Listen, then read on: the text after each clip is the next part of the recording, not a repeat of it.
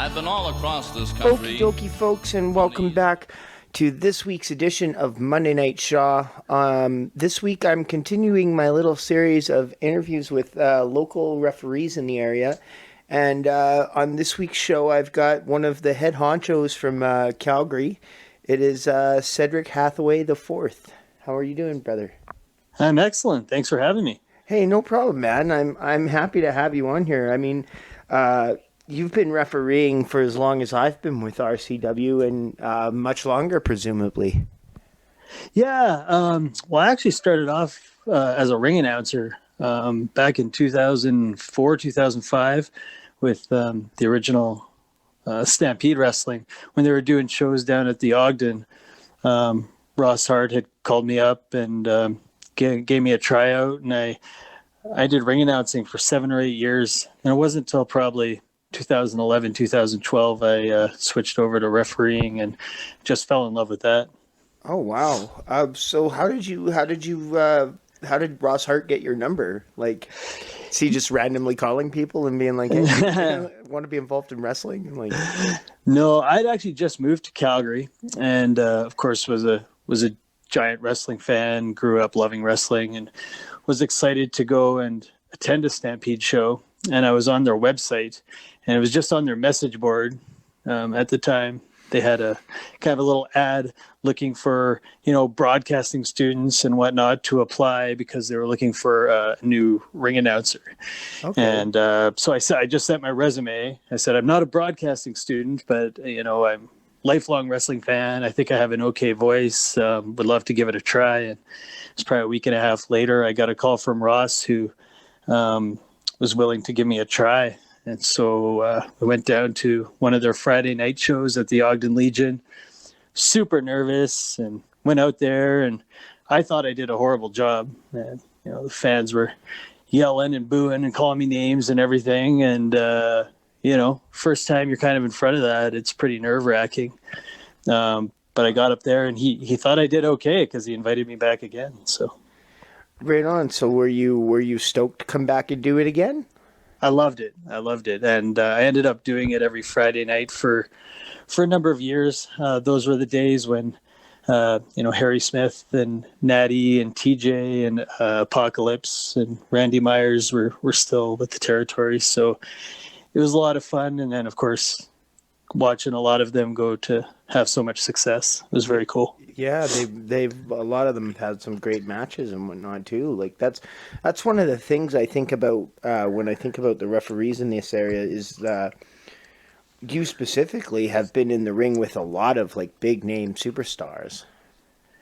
Yeah, absolutely, and that's one of the thrills of my life too. Growing up watching a lot of these guys in the 80s and 90s, and then getting the opportunity to be in the ring with them and have these matches, it's been an absolute blast. And yeah, guys like, John Morrison and Sami Zayn and, infamous match with Jeff Jarrett and so many others. It was pretty cool. What was the Jeff Jarrett match like for you?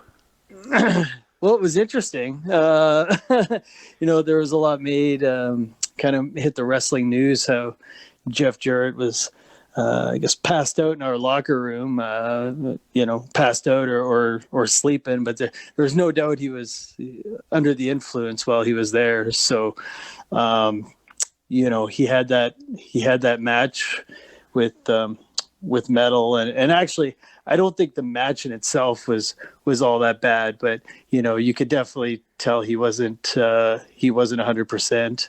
And of course, he ended up leaving before doing the Edmonton show the next night, which I think is how it hit the news. Oh, okay. Did you have any interactions with him? In the back, he was just,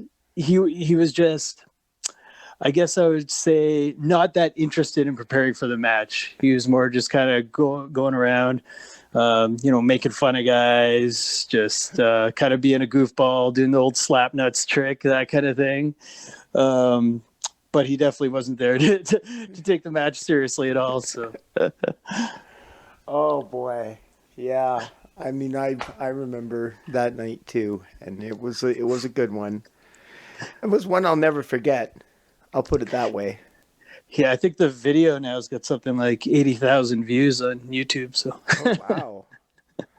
That's crazy. And did you referee some Kevin Nash matches?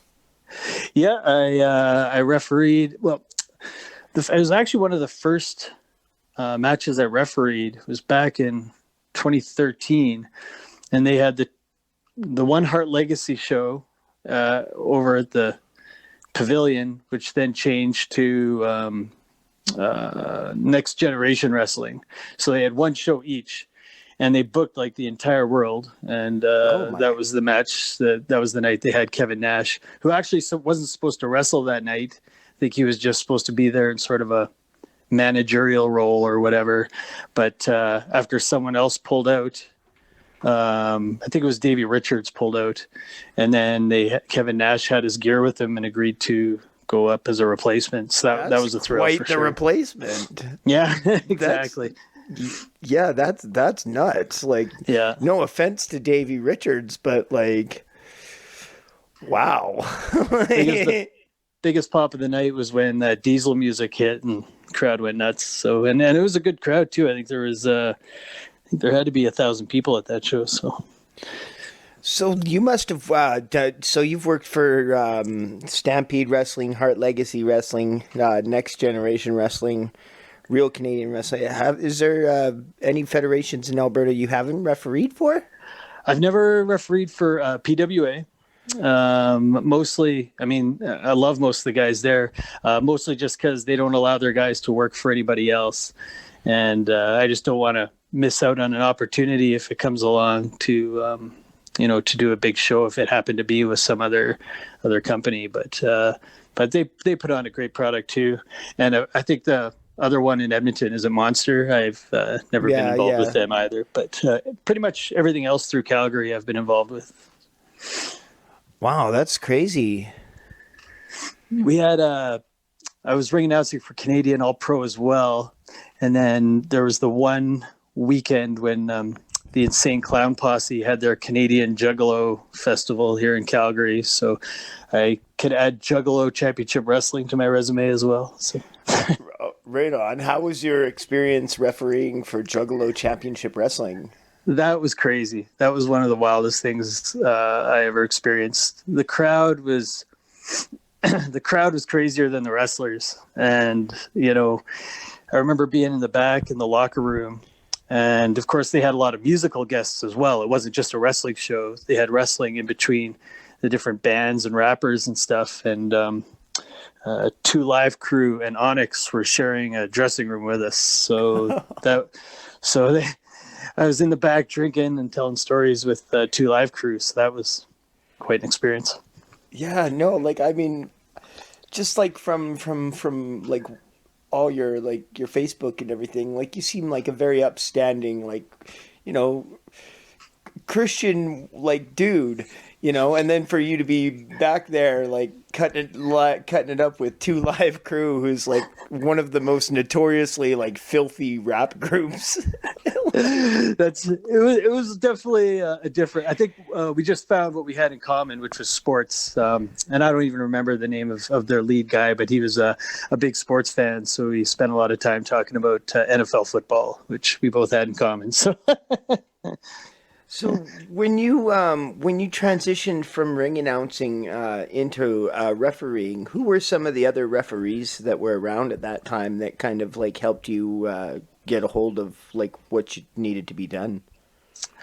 Well, probably again at those Hart Legacy Next Generation shows. Wayne Hart was involved with those shows, and so I spent a lot of time talking to Wayne and just taking some of his guidance. And of course, he's probably the most legendary referee in Alberta wrestling history. So I just took a lot of my advice from him.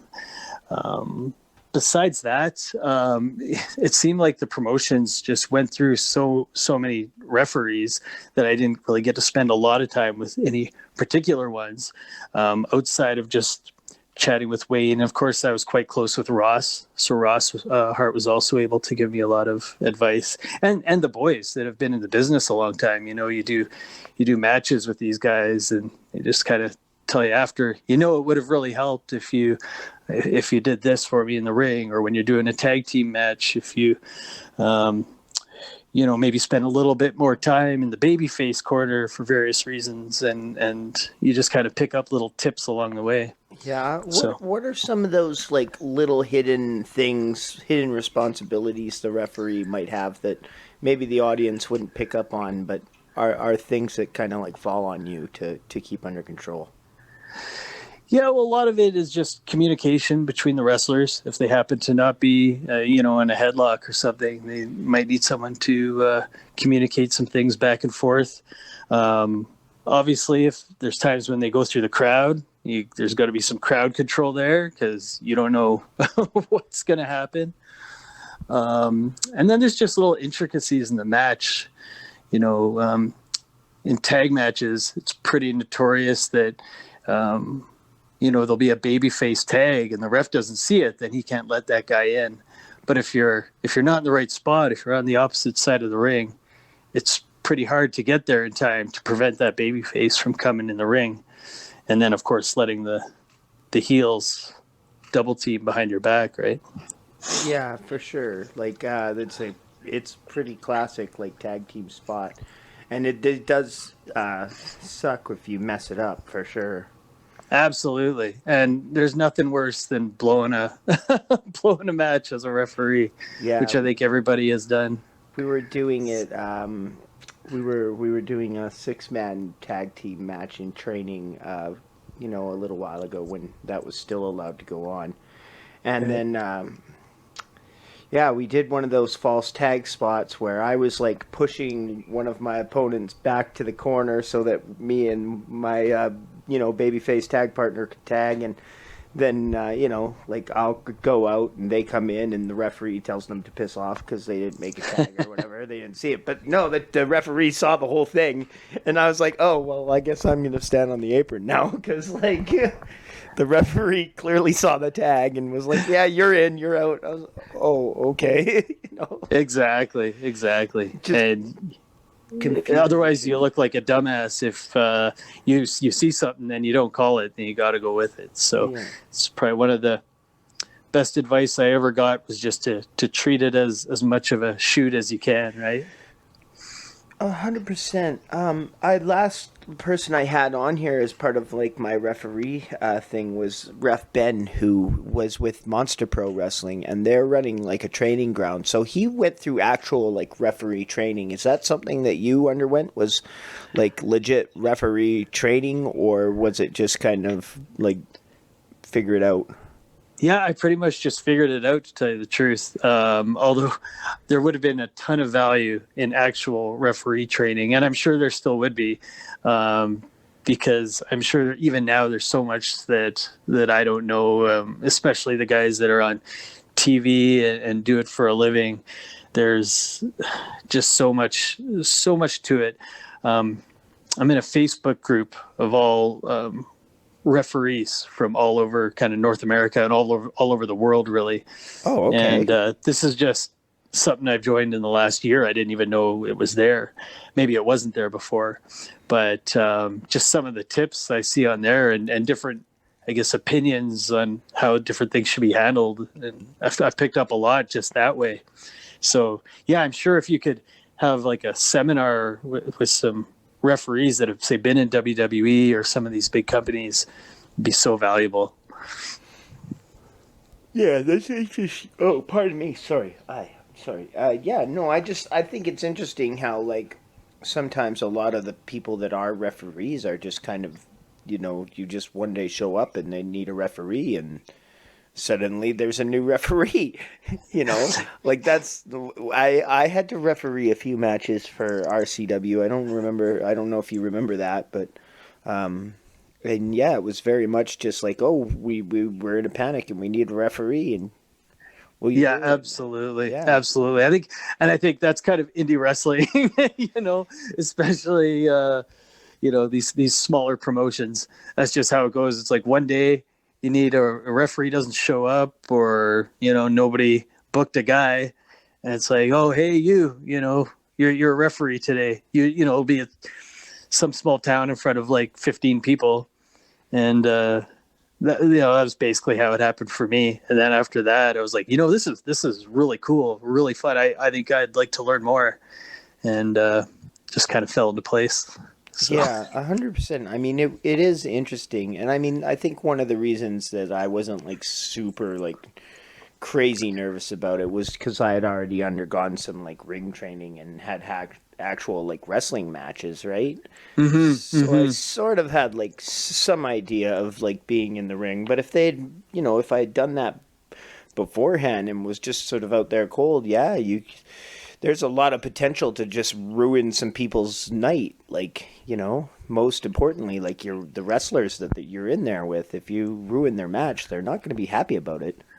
Exactly. And I think any wrestler knows what it's like to have one of their matches botched by a referee. And just the same way, I think every referee knows what it's like to botch a finish, and it's not a good feeling. Has there ever been a situation where you've like gone out there, like you don't have to get specific about it or anything, but like has there ever been a situation where you felt like one of the wrestlers made you look bad? I would say just bad matches in general, where it's just like a complete cluster, or sometimes you got a guy in there who's maybe not quite ready to be in the ring. Gotcha. And no matter what you do, there's no way not to make the whole thing look like just a train wreck, right? Yeah. And so, and again, that's part of indie wrestling as well. I think on the RCW roster, we can be really proud of some of the talent, and I think our main event matches are often as good as a lot of what you can see kind of anywhere in North America. But at the same time, the bottom level guys and the guys that are just coming up, and we have guys that are just, their first match ever in front of a crowd is with us. And, sometimes those are hit and miss for sure. Yeah, I think that's totally fair, for sure. And you said you transitioned from ring announcing, and that you were a ring announcer for, what did you say, 7 years? Yeah, it was a good 6 or 7 years with Stampede, to basically till it shut down, whatever year that was, 2010-ish, 11, I think, was when it was finally done for good. What did you enjoy about ring announcing? I just like being in front of the crowd, and I mean, you've done it. You were an excellent ring announcer for RCW. I thought I had a good voice for it, and just growing up watching wrestling, there's just something about saying, and new RCW champion, and you get that whole Howard Finkel thing going, and it's pretty awesome, especially when the crowd is jacked, right? Yeah, 100%. What did you find to be the most challenging aspect of being a ring announcer? What was the most challenging thing? I think the most challenging thing for me was just trying to do it by memory. I spent most of the time using little cue cards, but I always wanted to go out there and just do it by memory. But I would always be so nervous about forgetting the guy's hometown, or worse yet, his name while I was in the ring. So, do you remember the time when we were in Calgary and there was like a Storm Wrestling tag team match or something, and one of the guys comes out, and I just kind of walked up to you, and I was like, I have no idea who this guy is. you know who he is, and you're like, I'm sorry. Yeah, exactly. And that is the worst feeling. Then you got to kind of go and whisper, hey bud, what's your name again? Yeah, well, I mean, it was just like, it was one of those things. That was probably what I found the most challenging about it, is that oftentimes there's a lot of last minute changes and stuff, Yes. And then so like, especially like if you're finding out about these last minute changes while you're in the ring doing your job, it can be really like challenging. Absolutely. And one of the things, I mean, sure, you've learned about professional wrestling is as much as everything, everybody says that everything is choreographed beforehand and practiced, you have no idea from one match to the next what's going to happen out there. So much happens that's unexpected or unplanned, and you have to be ready to adjust on the fly, whether you're wrestling or refereeing or ring announcing. So Yeah, that brings me to an interesting question. Like, have you ever been in a situation where you had to administer some first aid or call off a match because like of an injury or anything like that? Um, Nothing really serious, but I have had a number of matches where they've just basically gone home early because of various injuries, sprained knees or whatever. Um, when um, Sweet Daddy Soul last year broke his leg, I wasn't actually in the ring for that match, but that's the kind of thing that you fear. It's like, oh, what if something really, really serious happens? I mean, we get some of these old time wrestlers that come through our promotion as well, and guys have had heart attacks in the ring. So, Oh, um, really? it's happened. It hasn't happened during my match or anything like Oh, that, but okay. there are examples of guys that have had heart attacks and even died in the ring, right? And so there's always a possibility of something like that happening. But I've been fortunate not to be in the ring with anything extremely serious outside of you know sprained ankles and knees and a bit of blood and whatnot. Yeah. Given all the different kinds of matches and stuff in professional wrestling, like, can you give me like the top three like wackiest matches you've ever been in? Yeah, definitely. The one that stands out to me was the Pinfalls Count Anywhere match. That was it was at a different Legion. It was for RCW, and it was with Jesse Neal against Kenny Omega. And Kenny Oh, Omega at the okay. time was the IWGP Junior Heavyweight Championship, and unfortunately, even though it sounds like a huge draw, it was on the same night as a Flames game, and I think it was a Flames playoff game. And I think we only had about 50, 60 people at that show. It was at a Legion we didn't usually do shows at, but these guys ended up fighting, not only all over the building, but outside or swinging off trees.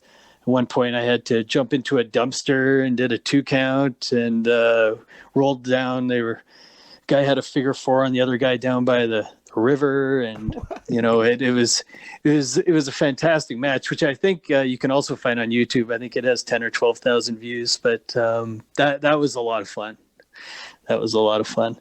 Um, the other ones were probably the Next Generation show when they had a 6-way match for their championship, and I think it had John Morrison, Teddy Hart, Sami Zayn, Kalisto, Brian Cage were all in that, and Oh, Harry Smith, wow. I think, was the other one. So I think I got all those names right, but just a star-studded 6-way elimination Just like match, the and that NXT was All-Star team for sure. yeah, and that was unbelievable. So eventually ended up with John Morrison winning the championship, and me taking like a power bomb to Teddy Hart's knees at the end of that, What? which was the first big bump I've ever taken, actually. So that was wild. But did he just call that in the ring or like? Yeah, it was not planned.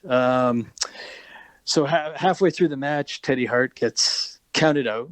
Not that was planned. Okay. Um, but then he just went ballistic, so much to the point where I thought, did I do something wrong? Was that not the spot? And he throws water at me and gets in the ring and he grabs my shirt and rips my shirt and he just goes crazy. Like, I thought he was gonna beat the crap out of me. And Okay. finally, he goes out of the ring and they're escorting him to the back.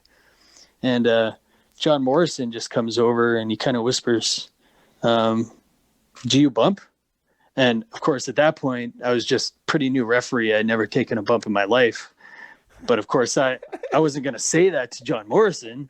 So I was like, sure, man, whatever you want. And he just said, okay, we'll do some stuff after this. And that was it. And so it wasn't until the end of the match, Morrison won the match. I gave him the belt and he grabs the microphone and Teddy had joined him in the ring. And he said, before we celebrate this championship, there's one thing I have to do. And then John Morrison and Teddy proceed to double team me.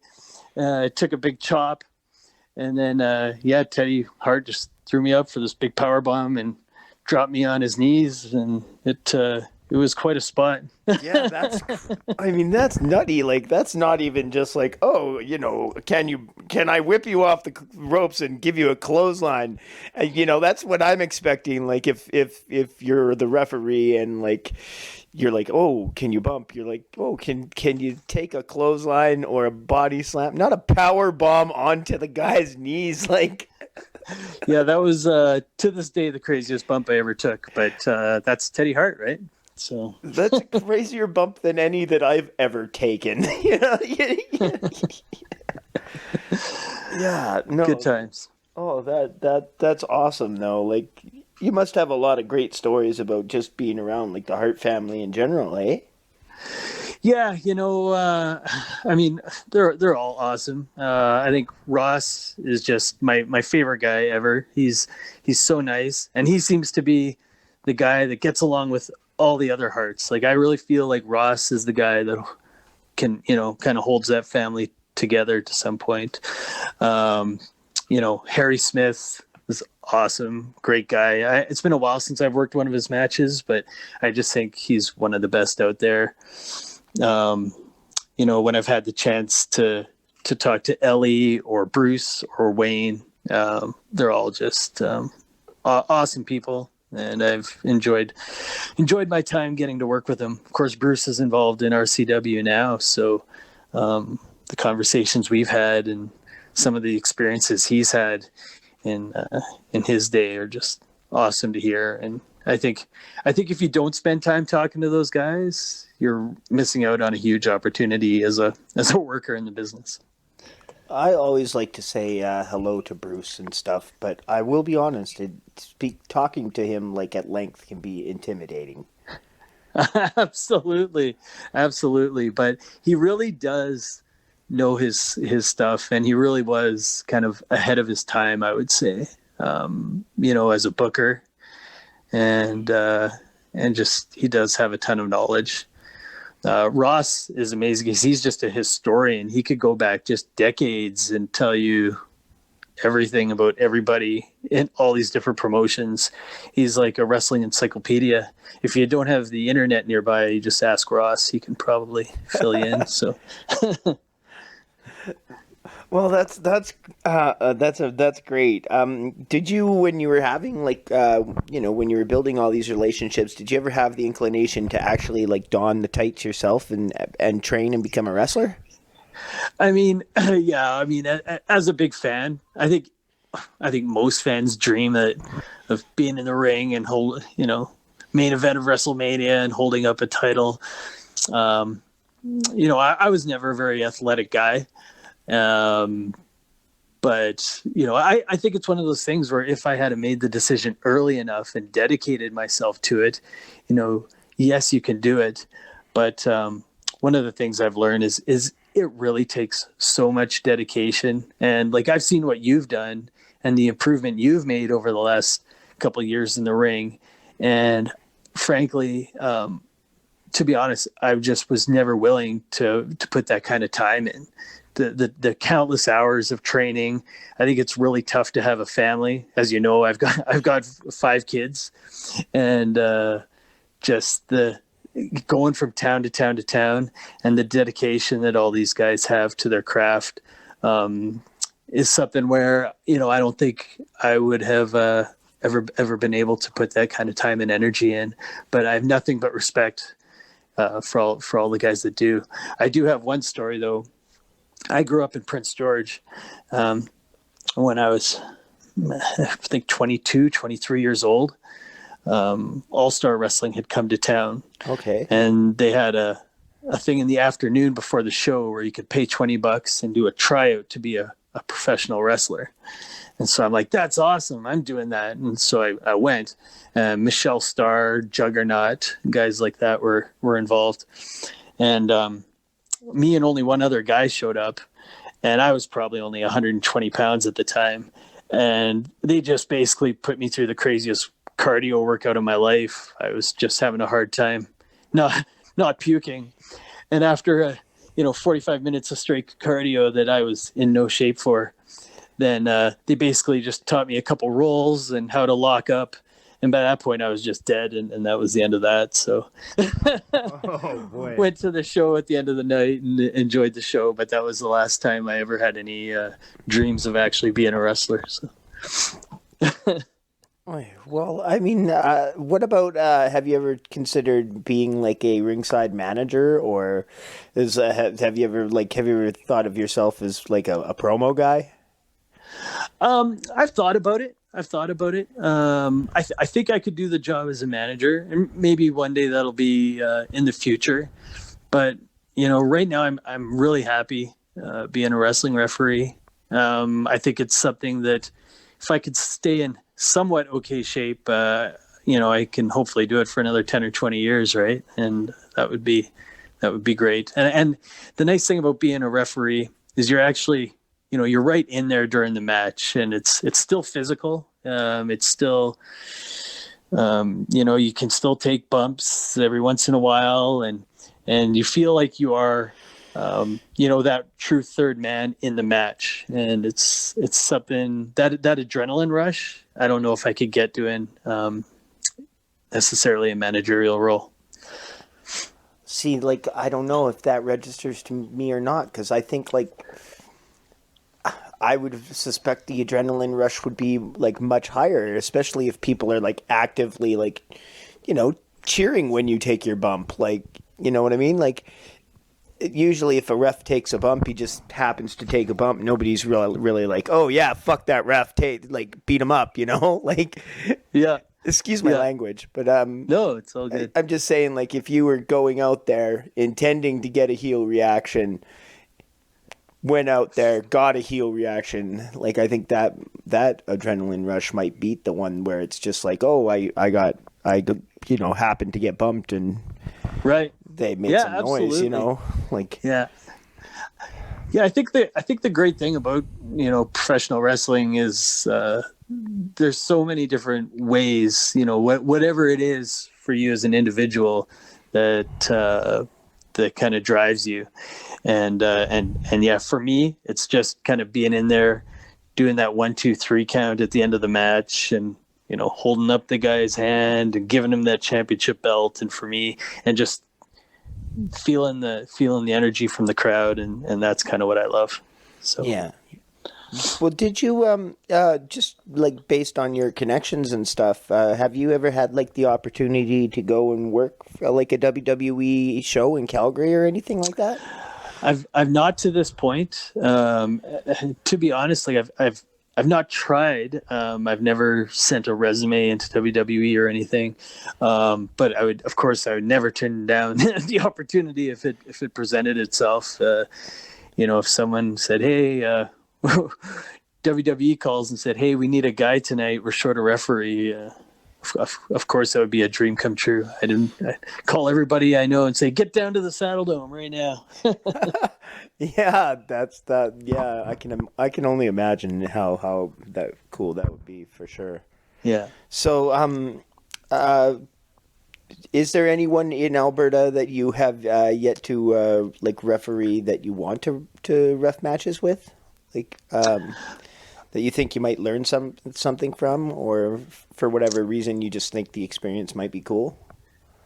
I think that I've refereed matches with most of the top guys that are like indie guys in Alberta right now.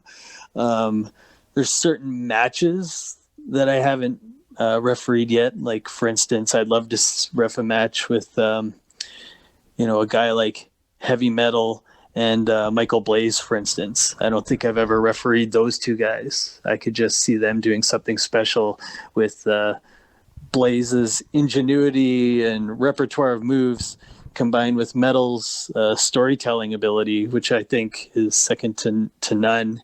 Out of anybody I've worked with, Heavy Metal's ability to tell like a story just within a match and also develop a program is amazing. So I think he's really underrated, even though he's been a top guy in Alberta for a long time. But I think there's so much farther he can go. Yeah, definitely. Like, I mean, I go to the training center. At least I was when it was not closed down by COVID restrictions.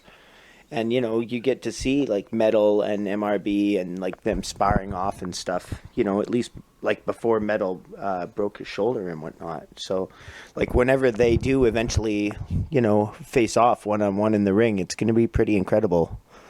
Yeah, if that happens, I have to be a part of it. So, well, there I'll do you whatever go. politicking I have to do to get that match for you. You'll like legit like beat up MRP's brother, who is also like the one of the refs for PWA, right? Absolutely, We'll have to have an undercard match. That's right.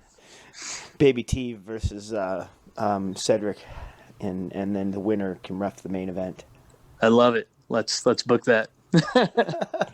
Right on, bud. Well, anyway, is there anything else that I have yet to ask you about? Like, do you have any referee like merchandise, or like do you have a social media platform or anything that you'd like to plug? No, I'm not pushing any. I'm not trying to make money at this thing, but of course, you can reach me. If you can find me on Facebook, I'm probably not that hard to find. Feel free to add me, and I'd be happy to. I've got a lot of fans on there, and I enjoy chatting with them on private message here and there. So, absolutely. Okie dokie. Well, thank you very much for coming and doing the show with me today. It's been wonderful talking to you, and it's been cool to like just get some stories from the referees and stuff. I appreciate it, man. Thanks for having me. It's awesome. Yeah, no problem. Do you have like one more cool story to just let us off with before we leave? Yeah, what's another good story? I would say, you know what? Probably one of the favorite matches that I've ever been with. I don't know if you remember this one.